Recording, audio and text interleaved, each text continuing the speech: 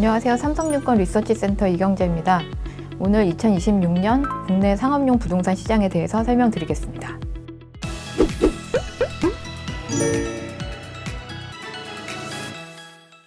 먼저 오피스 시장부터 설명드리겠습니다.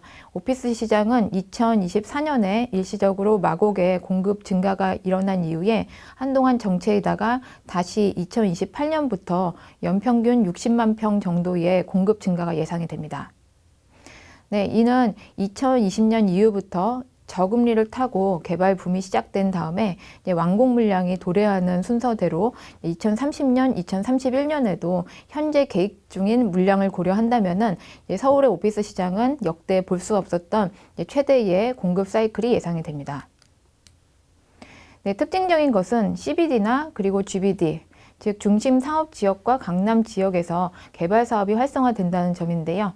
부지 면적은 모두 10,000평 이상의 초대형 복합 개발 트렌드입니다. 이러한 대형 공급이 공실 우려를 자아낼 수 있지만 현재 서울과 분당권에 있는 사무직 종사자 수를 보시면은 점차 증가세이고 특히 최근에 AI 산업 영향으로 인해서 고용 파급 효과를 고려를 한다면은 2028년부터 예정된 공급 증가도 무난히 흡수될 것으로 예상을 하고 있습니다. 특히 2025년 11월 28일에 본격적으로 시행된 프로젝트 리츠 구조에 따라서 이제 대규모 토지를 보유하고 있었지만 양도세 부담으로 인해서 개발을 하지 못했던 주요 기업들은 토지 현물 출자 시에 이 프로젝트 리츠 구조상 양도세를 수익 실현 시점까지 이연받을 수 있기 때문에 양질의 부지가 대량 개발 시장에 출회될 가능성에 주목하고 있습니다.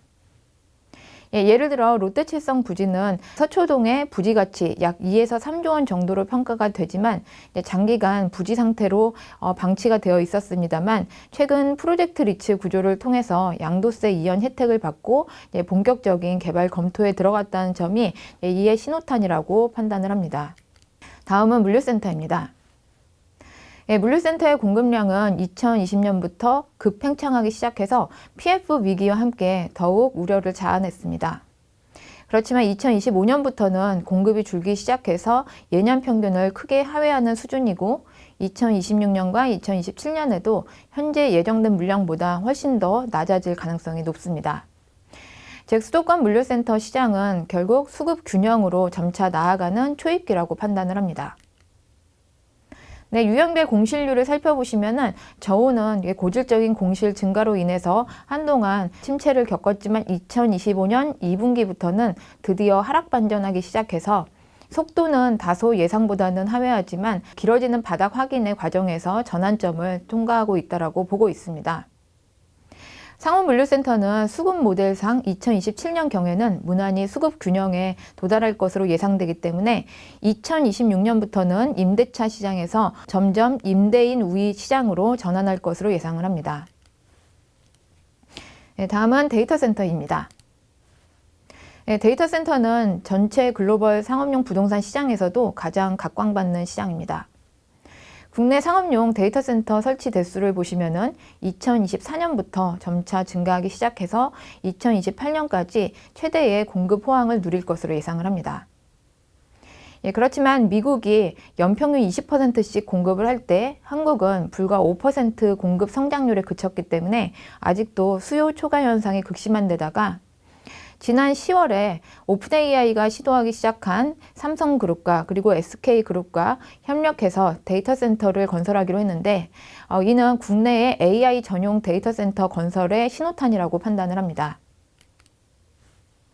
이 AI는 기존에 CSP가 위주로 하던 클라우드 대응용에서 훨씬 더 대용량의 데이터 센터를 요구하기 때문에 기존 대비해서 사업비는 크게 증가할 것으로 예상을 하고 있고요. 특히 국민성장펀드가 2026년부터는 본격 시행이 되는데 이 국민성장펀드의 최우선 투자 대상은 인공지능을 비롯해서 데이터 센터 시장에 집중될 것으로 예상을 하고 있습니다.